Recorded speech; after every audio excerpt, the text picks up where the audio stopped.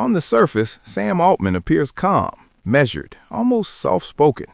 But beneath that calm exterior lies one of the most powerful minds shaping our era. He is the public face of artificial intelligence, the man whose company introduced ChatGPT to the world. To many, he is simply the CEO of OpenAI. To insiders, he is something far more strategic. He speaks carefully about AI's risks and benefits. He presents himself as a steward of humanity's future. But the public persona is only part of the story. Behind the curtain, a far larger empire operates quietly. His personal fortune is estimated near $2 billion, and surprisingly, none of it comes from owning OpenAI shares. His official salary is modest for Silicon Valley standards, yet his private investments tell a different story. This fortune was built long before ChatGPT became global.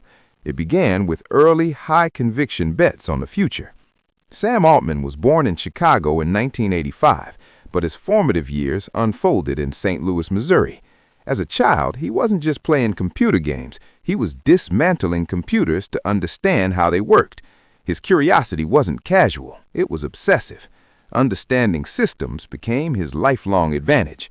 At John Burroughs School, he stood out immediately. Peers saw intelligence. Teachers saw intensity.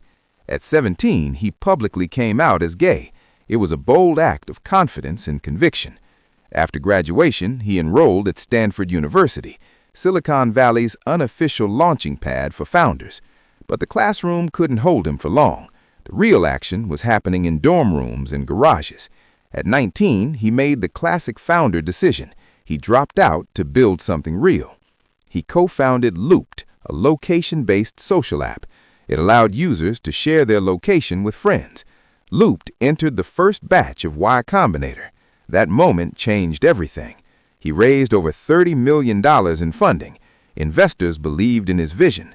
But timing was slightly too early. Looped never fully took off. In 2012, Looped sold for $43.4 million. For most founders, that would be the peak. For Altman, it was merely seed capital. The real game was just beginning. He returned to Y Combinator, this time as a partner. Soon, he would become its president. At 28, he became president of Y Combinator, the gatekeeper of Silicon Valley's future. Under his leadership, YC expanded aggressively, from dozens of startups to hundreds per year. He backed companies like Stripe and early platforms like Reddit and Airbnb. He didn't just mentor founders, he invested alongside them. His personal venture firm multiplied his wealth. Early bets turned into 100x returns. By 2019, his portfolio included hundreds of companies. The hidden empire was forming. Then came OpenAI, a nonprofit founded to ensure AI benefits humanity. In 2019, OpenAI created a capped profit structure that allowed massive investment. Microsoft invested billions into OpenAI. The partnership reshaped the tech landscape. Then came GPT-3. Stunned developers. AI could suddenly write like a human.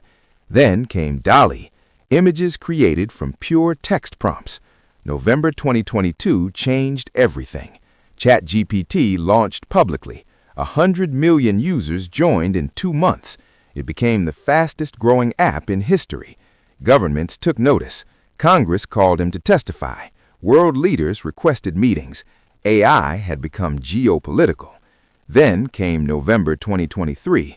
OpenAI's board suddenly fired him. The reason? Lack of consistent candor. The world was shocked.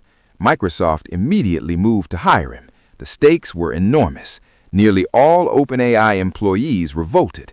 They threatened to resign. Within 5 days, he was reinstated. The board stepped aside. The failed coup only strengthened him. His authority became undeniable. Meanwhile, his investments expanded. Over 400 companies in his portfolio. He invested heavily in longevity science, betting on extending human life. He also invested in nuclear fusion, aiming for near-limitless clean energy. These bets consumed much of his liquid wealth. High risk, high conviction. His real estate portfolio crossed $100 million. San Francisco, Napa, Hawaii. His San Francisco compound became legendary, a private enclave of connected homes. He also owns a Napa Valley ranch, nearly 950 acres of land. His Hawaii estate hosted his private wedding, a secluded oceanfront paradise. But his true power lies in discipline, a rigid daily operating system. He begins mornings with LED light therapy, artificial sunlight for energy. He practices intermittent fasting, often skipping breakfast entirely. He lifts heavy weights 3 times a week. Physical intensity mirrors mental drive. He uses pocket notebooks for thinking, paper over screens. He calls it externalized thinking. Ideas become physical objects. Meetings are strictly structured, 15 minutes or 2 hours. Mornings are meeting-free, reserved for deep work. He tracks sleep obsessively, cold, dark, optimized bedroom. He has explored anti-aging medicine, including experimental longevity drugs. He has spoken openly about preparedness, planning for uncertain futures. In 2024, he signed the Giving Pledge, committing to give away most of his wealth. His philanthropy focuses on abundance, technology that scales prosperity. He supports universal basic income research, preparing for an automated future. He envisions universal basic compute, access to AI power as a right. Critics remain skeptical. Is abundance realistic or strategic? Supporters see a visionary, an architect of safe AI. Skeptics see consolidation of power, technology centralizing influence. He balances public caution with private boldness, a rare duality. He earns modest salary publicly, yet commands vast private wealth. He survived a corporate coup and emerged stronger. He invests where others hesitate: longevity, fusion, AGI. His empire isn't flashy, it's calculated. He rarely raises his voice. Influence speaks quietly. He thinks in decades, not quarters, long-term dominance. He bets on foundational technologies, energy, biology, intelligence. His network spans Silicon Valley. Founders trust him. Investors follow his signals. Markets react. He balances risk with narrative, vision with caution. He speaks of existential risk, yet accelerates innovation. He prepares for worst-case futures while building optimistic ones. He understands power structures deeply and how to navigate them. He doesn't just react to the future, he architects it. Artificial intelligence is his instrument, but systems thinking is his true strength. His empire funds tomorrow's breakthroughs, quietly. His philanthropy frames his legacy, abundance for all. Yet questions remain unanswered.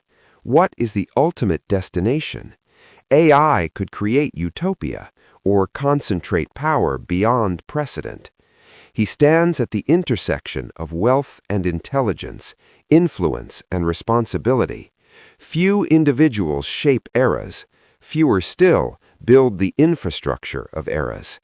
He is not merely reacting to change, he is accelerating it. His empire remains partially unseen, but its impact is visible everywhere, from boardrooms to research labs, from code to capital. He balances caution and ambition daily, a delicate equilibrium. The child dismantling computers now designs civilizations, systems at planetary scale. The dropout became kingmaker. The kingmaker became architect. His hidden empire funds the future quietly, while AI reshapes society loudly. The ultimate question remains unanswered. What is Sam Altman's true endgame?